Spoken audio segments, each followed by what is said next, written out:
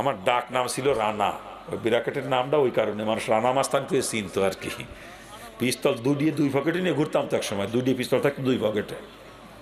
8জন 10জন bodyguard সাথে থাকতো, প্রত্যেকে অস্ত্রধারী ক্যাডার। আরে বাহিনী পুষতাম তো, বাহিনী পুষতাম। উপরে করতাম ছাত্রলীগ, তলে তলে কি করতাম জানেন?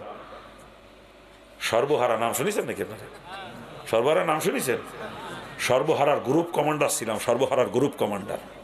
আরে থানার মধ্যে যে ঘুষ খাওয়ার অপরাধে দারোগারের টানা আসর, থানার মধ্যে ওসি সাহেবের সামনে তাও টানা আসর দারোগারে, ঘুরে ফড়ি লোকে দারোগা।